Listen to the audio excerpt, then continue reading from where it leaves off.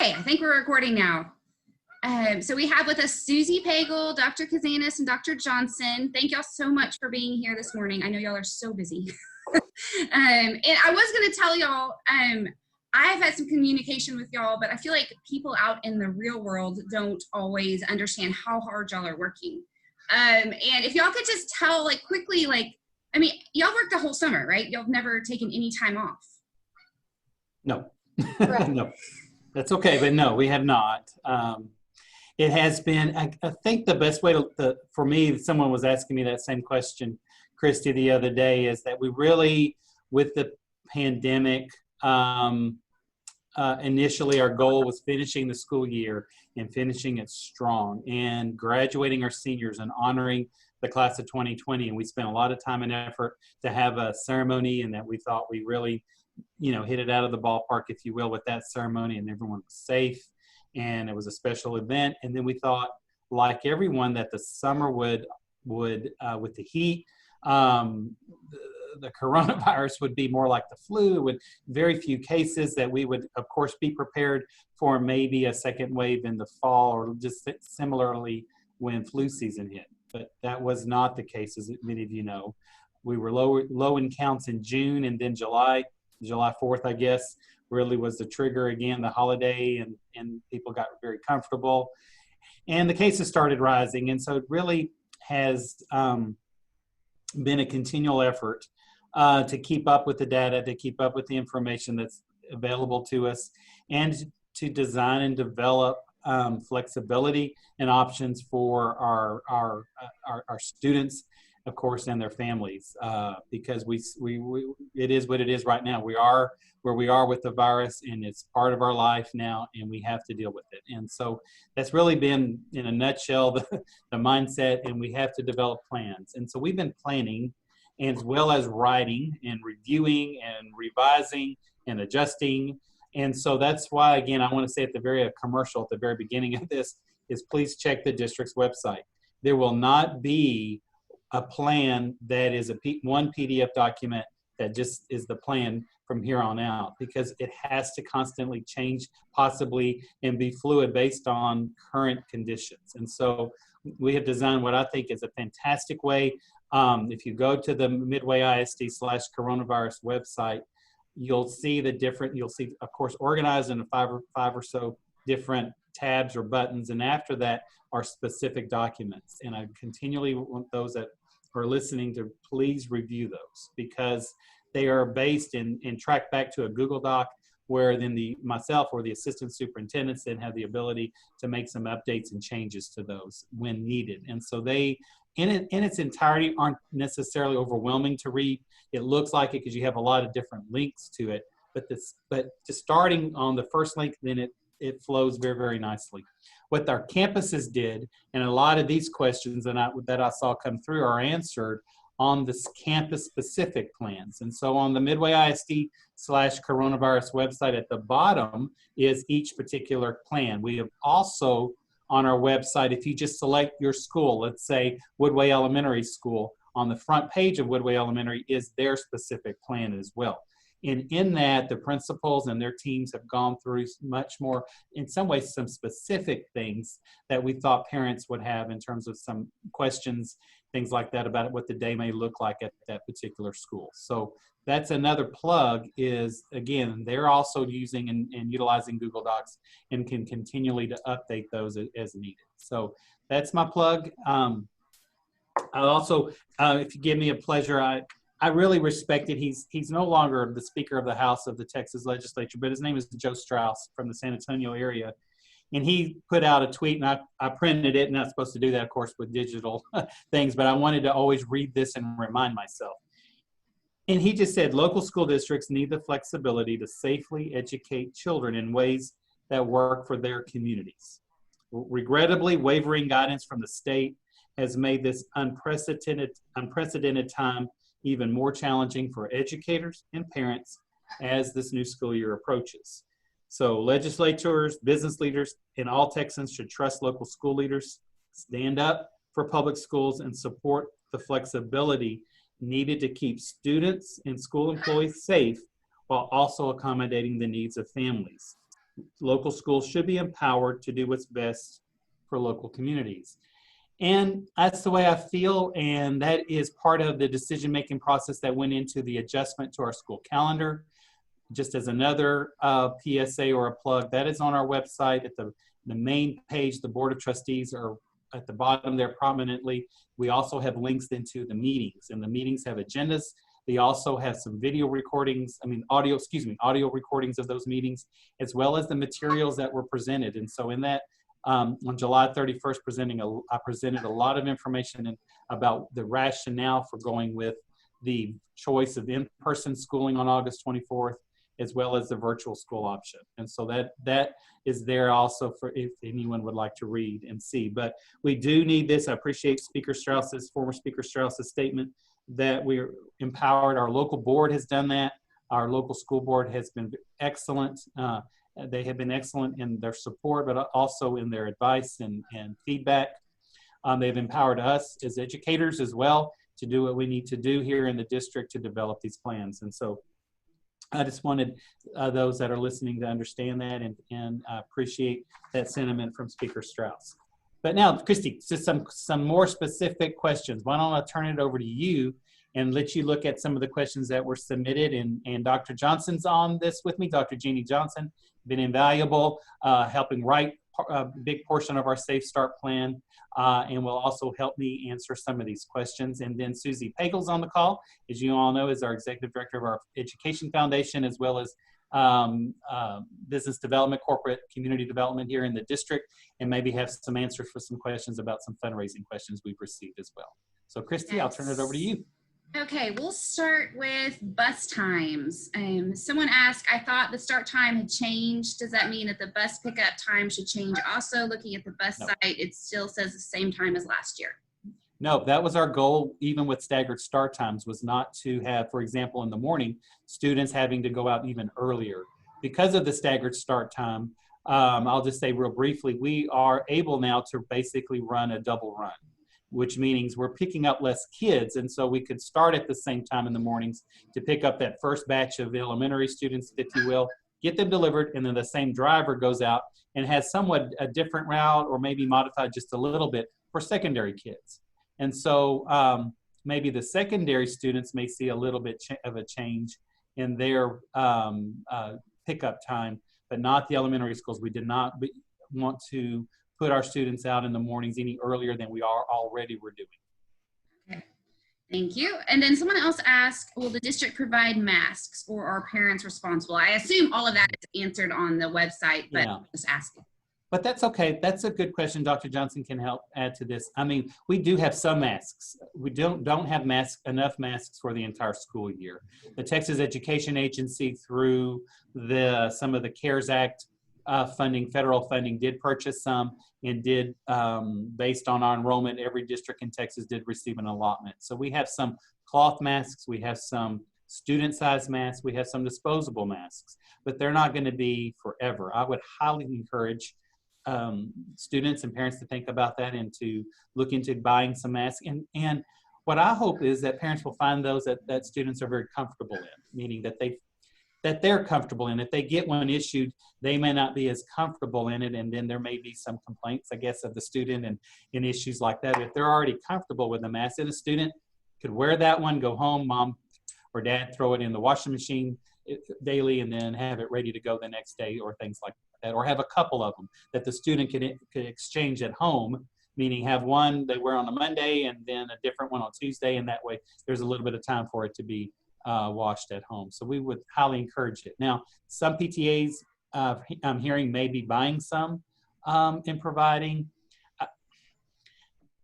I want to be real careful with this statement. I do, though, want to be sure, if we could, to think about all of us. We're in this together. Our theme this year is Midway Stronger Together. Just meaning I don't want maybe one school to have more of that PPE than another school, if that makes sense. These are all of our kids. And I appreciate the PTAs working, but I hope the PTA presidents or the fundraising chairs of each school, of each campus, will communicate with one another about what you're doing, so that I don't want one school to say, well, they have all of this, and another school not to have any. because and someone feels safer at one campus versus another. We're small enough that we can do this. We can drive community support to get what's needed. Dr. Johnson and I, yesterday, I'm going to be walking every single campus. And I started this over the next 10 days at Hewitt Elementary. And it was an excellent walk with Christy Watley, our principal. But she was wearing a face shield, I think, that the Hewitt PTA bought. Correct me if I'm wrong, Dr. Johnson, and that's excellent. As you all know, in the SAFE plans, the governor's order for masks is for all students, all individual, any individual 10 years and older. So we had made the decision for all fourth graders and above to be required to wear a mask. I want to beg and pretty please and ask, and many school districts have said all students they'll wear a mask, even the younger students.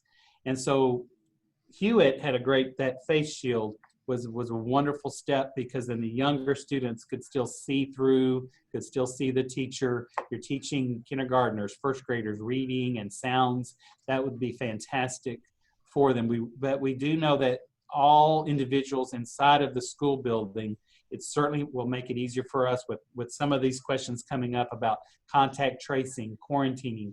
It really helps us if we know all students in a classroom were masked, because that does prevent students having to be quarantined more often than they should be, because they are masked up, if you will.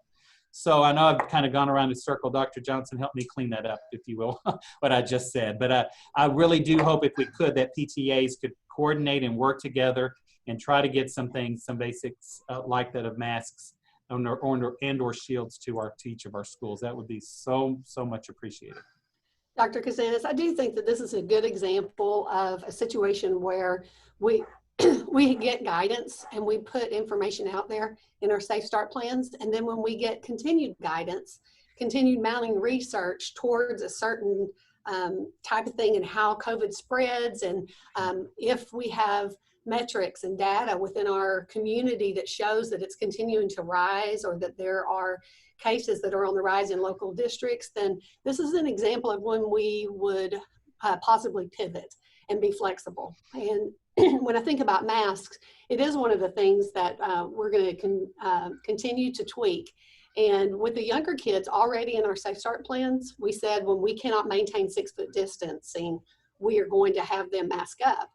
That would be for things like the small reading groups and situations like that. So at this time, I mean, it is something for us to watch for with the younger kids. And so Hewitt Elementary is a good example. The PTA bought them for all children. So pre-K, kindergartners, first graders are able to have that additional, I guess, mitigation and reducing the likelihood of these germs being spread. And we'd like to see that district-wide. So Susie, can you join in at this point? And this would be a good example, masks or face shields, but what are some other things that you see and that you're going to be talking to the fundraiser chairs of each campus about? There is a nationwide organization called Mask for Schools, and we put the link up on our social media. Donors can go in and link to a school and donate masks for kids, student-sized masks that are manufactured by Hanes. So we have about a little over 300 that have been donated so far, but we intend to continue pushing that and hoping that individuals will donate. It's $1.50 a mask, and I haven't found any mask priced that well. So we would encourage others to give through that. So Susie, when we talk about, I guess from a PTA standpoint, and Dr. Kazanas encouraging us to all work together, is that something that you would like us to put out there and encourage our donors to, hey, let's go ahead and contribute to this and see if we can all coordinate? I think that would be a great idea. If the PTA has decided that PPE is something they do wish to invest in, and we hope you will, that seems like the most efficient way to do that. Okay, and then how does it work? I'm sure this is going to come up. How does it work? How will they be distributed? The drive is actually for the month of August at this point, and August 31st they will tally up the donations that have been made, and they will send all of the masks to our district for distribution. And then y'all will decide how those will, I guess that was a really poor question on my part. How will y'all decide which schools get, if we don't have enough for all of our 85, I'm just rounding up Dr. Kazanas, 85, 100 students. How do we decide where it goes first? Yes, I was hoping that they would be donated to equally, but if not, I think what we will probably do is talk internally. If one campus has far more donations than another, then perhaps, because the donor specifies a school, Okay. then perhaps we can take the district-owned PPE and distribute that differently so that all students end up getting the same amount at each campus. Yep, Susie, it will be a point, as you can see, has been thinking through that. And so Susie will definitely be our point contact. And that's excellent, yes, ideas about how we could utilize our resources from the TEA, the agency, as well as combining that with the donations that we do receive, or the campuses, that drives that they have, and be able to be sure we are blanketed, if you will, we're covered for all of our kids.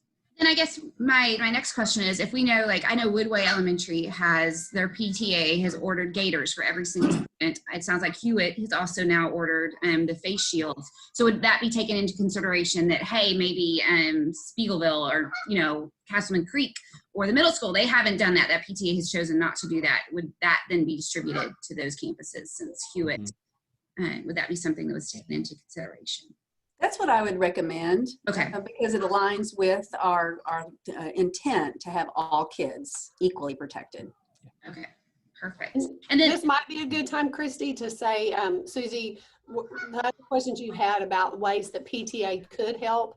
I know some of the campuses bought maybe plexiglass shields to go in between student desks. And were there some other specific questions that you've received, Susie, other than PPE? No, more of my questions were about how to generate the funds rather than how to spend them. Okay. And if we have time, we might get to that. And then I guess I have a follow-up question with the mask. I know that because I follow the news, and I should not follow the news, but, you know, we've seen it out of Georgia where we've got high schools, you know, nobody's wearing their mask, and now we've, you know, blah, blah, blah. Will y'all be mandating, obviously the mask must be worn, and if in high school they're not wearing their masks, how does that work? I'm sure that's coming. Yes, it's a part of the dress code, and schools Okay. can enforce their own dress codes. Midway has always had that. We continue to have dress code expectations, and it just is an expectation, and would be, you know, we hope that we can all do it in a real kind and caring manner, and everybody is working together to do this, but it would be seen as insubordination if a student just refuses to wear that, and it would be dealt with. Okay, I assumed that, but I thought I would ask it nicely. And Christy, in terms, just real quick, I'll add to that, just imagine in a high school or the middle school about the mask. And I saw those videos from Georgia. Yeah, they're very, just, you know, make me uneasy as well. But what just remember this, and this number could change a little bit, but we're sitting right now at about 35% of families and students have chosen virtual. 65% are face-to-face. So just know that at the campuses, though, that is a significant drop in the number of bodies in going through the hallway. So that's good. And then the second thing is, I know the middle school and high school have talked about and working on somewhat staggering when the students are released. And so we're also looking at ways to mitigate, as Dr. Johnson's saying, ways that kids are exposed, so less students in hallways that way. So we're trying to also provide some structures also that can help have less bodies in the main corridors and the main hallways too. But it is a personal responsibility. And again, since you're recording me, we've got parents in the PTAs that any PSAs that that the PTAs could do, I call it, is wear these masks. I mean, we're giving these to our teachers. I mean, that's just part of the outfit. Wear the mask. And hopefully that people will take that very, very seriously and not have any debate about it. I don't want debate about it. This is one of those non-negotiables. We wear the mask. So. And Christy, the same thing with UIL for extracurricular sports and things like that. Those are requirements. And if you're going to go watch a volleyball game, you have to have a mask on. It's part of the ruling with UIL for football games outdoors. And so just all around, like he said, wear the mask, and we're all in this together. Yes, wear it so we can get back to normal-ish. Yeah. Normal-ish. And so I guess a lot of these questions are about, with elementary or just generally, will the children go to recess, PE? And I guess the response to that would be to go to your individual campus, like you said, the website, and there should be the individual plan. Let me give you an example, though, Christy. Yeah. Let me give you an example of that. Okay. Yesterday, Dr. Johnson, as I said, walked through Hewitt. And so, again, I have the other 9 campuses to go to, but Hewitt is designing where students, for example, go into their PE class, though still as a class. And so what we're trying to do, though, is minimize and prevent where in the past we might have had a PE class of 2 classes combining or 3 classes combining of 3rd graders together. But they're able to design a schedule where the PE is large enough where on one half of the gym is still Mrs. Jones's group of 3rd graders, let's say, or 2nd graders, and then another on the other side. And they have other ways to enter the gymnasium and leave the gymnasium. And so they're designing walkways, pathways, ways that the cohort of students could stay together. The same thing they're going to have stations on playgrounds. So Mrs. Wiley was talking about showing me the different stations at the playgrounds that kids can play. But we do want them to play, and we want them to go outside and to keep as much social distance, but we can't, that is where, you can take off the mask. Yes, you're outside. We want and again, the same thing could be considered during the PE classes and things like that, but the teachers, that's why they're spending time, are thinking of activities and things. We were watching Panther Kids, as you know, yesterday, and how they were doing an activity where kids were still separated enough from each other. And so just know that a lot of thought and process is going into what that PE activity looks like for social distancing. But outside, we still want them to be, design a system where they can keep their masks clean and then go outside, be on the playground and play. So I've heard from someone who is at Spring Valley that they received an email from the principal. Is there a deadline of when the principals will be putting their specific plans online? Are they already all online? They're already all online. Okay. He may have just sent an email reminding them, or just saying, hey, if you haven't had the chance, in his newsletter, Mr. Fisher might have said, please review Spring Valley's. Because when teachers came back on I'll say this real quickly, when we all came back together, teachers were in their schools on August the 6th. Each principal went through the Safe Start plans and took some ideas. A lot of the teachers and staff had some great suggestions, great things. Did we think about this? And so they were tweaked again, as I said, added to. And so, for example, then Mr. Fisher, when he did his weekly newsletter, put that out there and said, hey, parents, take a look at this. So, and Christy, I receive all the newsletters throughout the district, and all 10 have sent it. Perfect. That's great. I mean, they've done reference to that with a link to their Safe Start plan. Perfect. Okay, so can I do another PSA, Christy?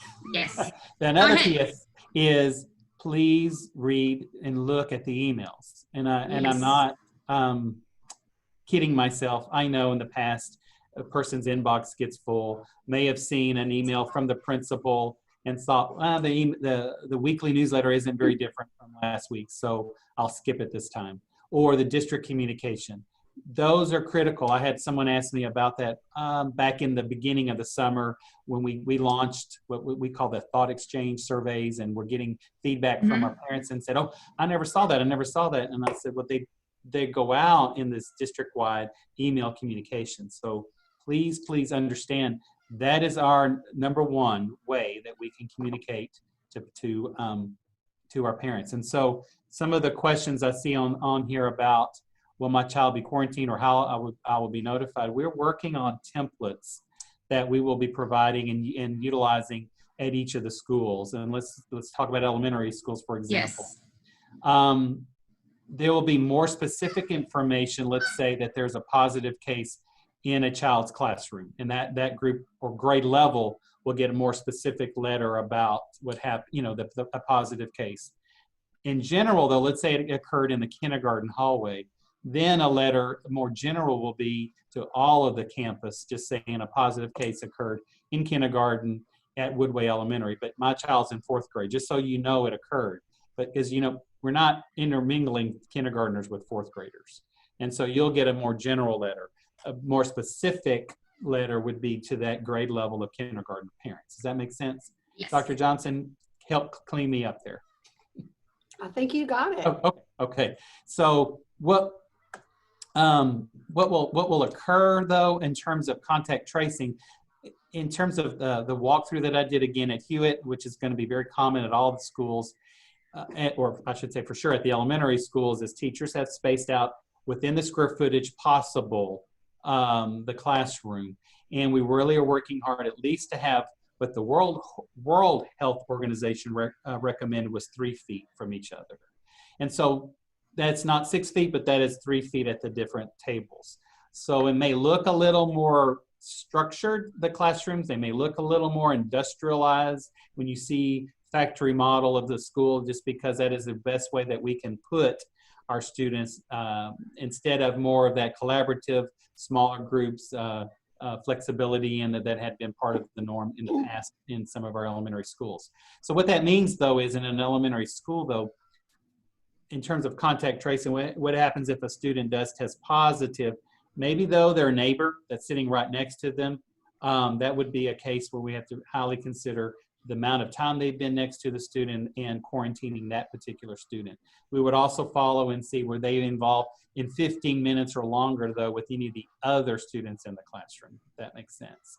So we're really also assigning, let's say, a student to a number. And so Mrs. Jones in 2nd grade knows that little Johnny is student number 1. We also are following that student. That student number 1 will be followed like either in the lunchroom or in the gymnasium too, and other areas of the building, so we can continue to trace and contact trace. And so that type of information we can gather, and we'll be able to determine if the whole classroom has to close or be quarantined, I should say, or really just a 1 or 2 students near that particular student. Dr. Johnson, again, please clean me up. That is absolutely correct. Close contact is being directly, exposed by secretions, by being coughed on. But it's clear what our local health department wants us to do with tracing, and that is to let them know and for us to notify those that have been within 6 feet and not masked. If the infectious person and the other person have a mask on, then it's something that they're going to consider and not quarantine for. So I saw some of the questions, and we might be able to answer several right here, is that that will be done on a case-by-case basis. The reason why we can't just answer a question and say, yes, the whole class will be sent home, or, I mean, I can tell you that. No, the whole class will not be sent home if one person in that classroom gets COVID, but it will be a pretty strenuous process for us to determine close contact, and it will include the teacher, the principal, assistant principal, the nurse. Deanne Klipis is our district nurse, and she will be reporting to the health department, and then in collaboration with them, they make contact tracing calls as well. So it does depend, but it's going to reduce the fact of us having to close down or shut down schools and then reopen if all of us will stay masked up. And that's a bad word, masked up. That sounds bad, but you know what I mean. Yeah, and the other thing too is that parents, I hope they understand too, is to please screen your child before sending them to school. We do not have any attendance incentives. Please understand that. Keep them at home if they exhibit. It's very, very critical that they don't come to school with I know there's symptoms, and I know they're young children, and I know young children have fever, particularly young children could have fever for this and that. And that's what is, please continue to establish that relationship with your healthcare provider. Be sure that you can rule out COVID as quickly as you can. But until you can rule it out, the child needs to stay home.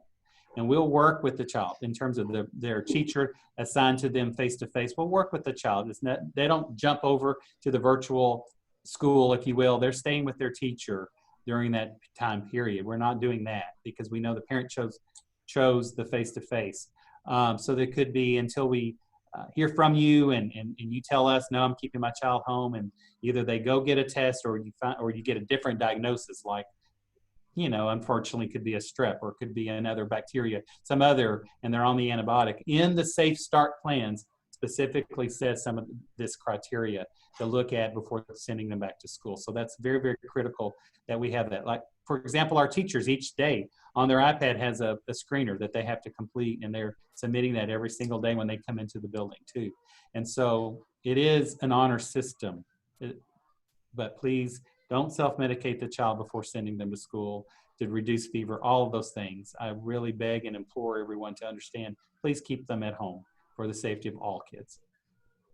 So a couple of follow-up questions, and I've had parents ask me this, is who makes the ultimate call about quarantine? Is it the health district, or as you said, Dr. Johnson, is it a collaboration between the health district and the teachers and the nurse and so forth and so on? Christy, it's going to have to be a collaboration. Okay. The health department does have that as their responsibility, but we've had our calls with them, and there's just not any possible way that they can keep up with every single school district. They are going to count on us as leaders within the school district. There's a form that we will fill out, and we will want to pretty quickly, because we don't want it to spread either. We don't want the illness to spread. So if we have a positive case, we're going to go ahead and jump on that very quickly. We are required to report that to the health department, but we're going to, like Dr. Kazanas said, have plans in place to be able to trace quickly. So let's talk about the health district real quickly. I know in terms of that. So this is my understanding. This is Dr. K's understanding. So take that as for what it is. But the health district, through Texas Attorney General Ken Paxton's opinion letter, was simply that they could not close schools for prevention purposes. And so that's why counties across Texas, many of them had said, no, you cannot have face-to-face until a certain date. Most of them were after Labor Day. Some of them were even not till October 1 as a preventative measure. That was ruled, no, that's not within the health authority or the health district. And just to be clear, there is a health authority that is a particular doctor. We have a doctor in McLennan County, basically like our Dr. Fauci, if you will. He is the health authority. Is contracted with the county, Dr. Werner. And then there's the health district. And that is, as Dr. Johnson is saying here, who we work collaboratively with, will continually communicate with about the statistics and things going on in the district. And so does the health district and the health authority have the ability to close us because of an outbreak? Yes. That is clearly in statute, clearly within the realm. And so that's why they have to have this information from us, to work collaboratively with us to see, do you have enough cases to either, number one, could close a school, number two, close a district, or number three, close schools across the county. So they have to look carefully at that type of information. Dr. Kazanas, there was a question about what would be considered an outbreak that could require the district to go virtual completely. And so I guess that would be up to.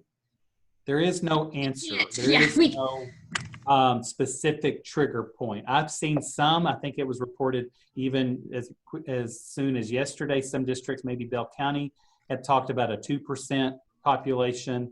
I don't know what that is, meaning where that number particularly came from. I did see in another county, the Tarrant County Health District did put out I saw 6 or 7 different triggers, not just one. And I'll say from Dr. Werner, that's what he shared, is that it is somewhat a complex decision-making tree process. And I do appreciate that. But there isn't just one thing, meaning they're going to have to look at that. They're going to have to look at, like in the school's case, our particular school, then also look at what is the positivity rate in the county. That means the number of tests administered and those that come back positive, that's positivity rate. They're going to also have to look at hospitalization rates and availability of beds, ICUs, ventilators. They're also going to have to look at what's called community spread, just see the overall number of cases per 1,000 population. I saw that in the Tarrant County plan. So as I said, they have a number of different things, but I'll say, honestly, in McLennan County, there's not been decisions about what 1, 2, 3 particularly would be triggered enough to have a closure. I know the health district is working on that, and they're thinking through that. And I believe with schools staggering their start in our county, meaning next week's, my understanding, Lorena, China Spring, for example, they're starting. We're the next one on August the 24th.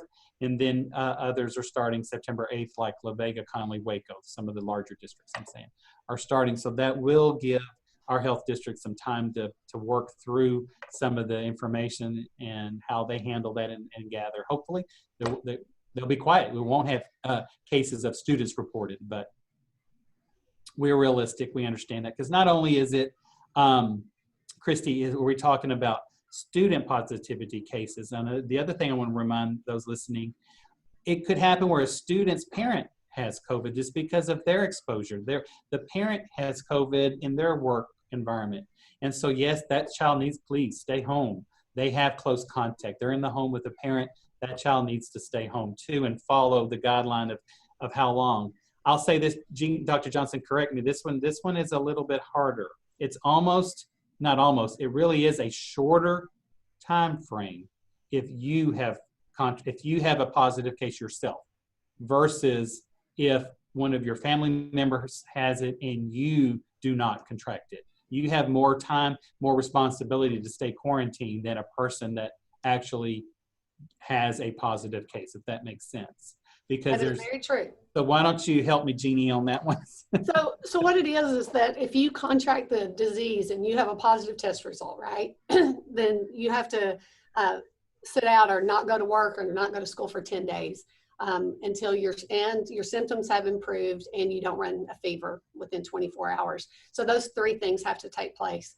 But if you have, let's say, Christy, your child has COVID, positive case, and you're taking care of your child at home, you would be told by the health department to stay home with that child. And when the child goes back to school and no longer has symptoms, now your 14-day quarantine begins. So there's a possibility that you would be gone from work for 24 days. So if you think about Midway ISD, a teacher who has a child of their own stays home with their child and take care of that child, they could be out of work in their teaching position for 24 days. During their 14-day of quarantine, if they now contract the disease and they start showing symptoms, then they test positive, then they're on top of that. They're waiting out their 10 days, waiting for their symptoms to resolve. So that is the most serious case and the most problematic is what I would call it. I was going to ask, because I've had these questions too, and I was like, I don't know, what happens if, let's say, I come into contact with someone with COVID, and so I keep my children home. I would have to keep all of my children home because I have 2 children right now in the district. And so I guess I've had questions where, well, what if my son who's in 4th grade, his person right next to him contracts COVID? Do I then have to keep my, sophomore in high school home too? No, you do not. They have, okay. Can you answer that? Because I do have people with multiple children in the district who are very confused. Sure. If there's you will only be told to quarantine if you were the one that had close contact with a lab confirmed case. Okay. Here's where it again becomes problematic, is when it's within your home and that person has the disease.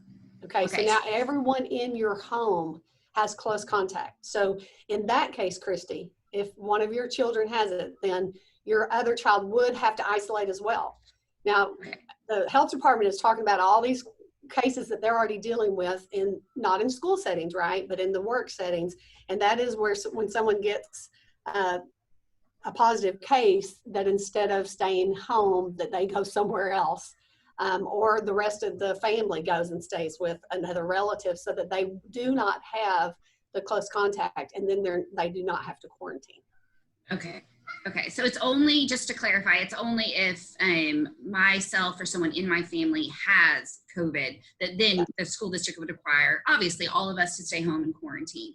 But if I come into contact with, say, another, friend of mine who has been positive tested, then I would not have to keep them home. Right. As soon as you start having symptoms, that's when the close contact could begin within your own home, because my guess is your house would be like my house, and I don't wear a mask around my husband. I mean, once we're at home, we are in close contact with one another. He'd probably like me to wear a mask so I don't talk as much, but one can only hope. So I guess there's other questions on here, and I know we're running out of time. There's other questions on here about, virtual learning and how long will they be on and be required? Will they be required to be on there at certain times? That will be answered again by their specific plan on the website, correct? We can just in general terms clear that up. Yeah, there'll be certain times. Yes, there'll be certain times. We were working yesterday through an elementary plan, for example, because elementary plans will be very much so utilizing some synchronous, which is live times, live at a certain time versus some, as well as with some asynchronous, meaning some other things that are pre-recorded and things that are modules and things that students can work through. For example, in elementary schools, if there are literature circles or reading circles using our curriculum, there may be a time when the virtual teacher has all students logging in at the same time or breaks out into smaller groups to do some things. So there will be a combination of both. Our secondary level, again, our teachers are doing both of those. And so many of our teachers were working to have a different or separate planning period for the virtual students to check in with them. They will also, though, those students predominantly be working through asynchronous types of modules and have a time for the teacher to check in with them to see if there's some questions and things of that nature. So what I'm trying to say is a little bit more synchronous checking in time with the elementary students just because of the curriculum and the need for the teacher to check in to see if they're mastering some of those basic skills, particularly in reading. Whereas the older students, we still need that. We're working with ways that the older students, secondary students, then at least complete some type of task daily. So that's part of our attendance requirements, that they are checked in and they're engaged. But they will have a certain time frame to complete some of their assignments. But we're going to be on them quite a bit to be sure that we do receive some acknowledgement that they have logged in and have been, and the teacher will have that opportunity to check in with them so we can gauge progress and so that we can say that they're attended that particular day. Delilah, I've been talking a lot. You're down there and you've been in this a lot longer than I have. What questions do you have before we let these nice people go and go to more Zoom meetings, I'm sure? Yes. Honestly, Christy, at this time, I don't have any questions. Majority of the ones that we have, you guys have already answered, so I'm really thankful. I do agree with the PSA to make sure our parents do read through those emails. I took the time and read through all 64 pages that you guys had, and I just have to say, I think what you guys are doing right now is really great. And I love the fact that each campus has their specific plans going even further for our safe start. So just a thank you guys. You guys have done awesome. So that's it on my part right now. Thank you, Delia, and I appreciate you saying that. And just know that they are standard, the different campuses, as much as possible, but they can't be 100% exactly the same because there's some things that are limitations in terms of size. Spiegelville is an example of elementary. They have this pretty small cafeteria, so I know Mrs. Bronsted's looking at some different things in terms of looking at kids, some kids, or classrooms or grade levels eating in the rooms and things, but it's not where it's everybody all at one time doing the one. They never get into the cafeteria. She kind of has some rotations going on, things like that. And so I have to say trust. I know she's working, for example, hard to manage that within the size of a campus that serves about 300 kids. It's smaller than the other schools that have 650 capacity. So each one's a little bit different. But generally we met yesterday, as I said, just to assure everyone. I have a call this afternoon with the principals, a Zoom with them. We talk and discuss through these things, and everyone has been very cooperative at the district level and working and communicating with one another, keeping our lines of communication open. So I just appreciate you reading that and just know that it's there. It will continue to be updated from time to time.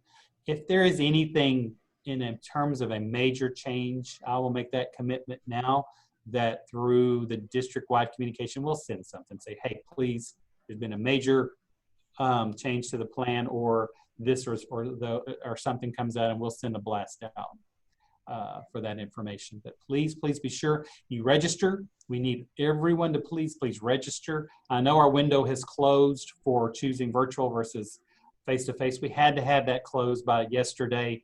We have to plan, and so today we're sorting and being sure we have enough staff to serve all the virtual kids and assignments and all of that. But just general registration is critical. We need that. So please just go online. That opened July 15th. Again, if you're still working with your paperwork, that's fine. Get those documents uploaded so that we can have an account for everyone in the district. So that we can. Dr. K, I want to give a real quick plug because Christy served on SHAC with me. So I know that health is very important to her. And for PTA, PTA is always advocates for the whole child. We know that we're here for education and teaching and learning and making sure that they know how to read and write and do their math. But I want you to know that so many efforts are in place for those that have chosen face-to-face to try to make it as humanly possible.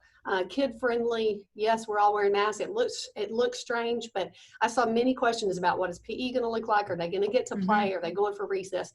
Yes, but it is very different.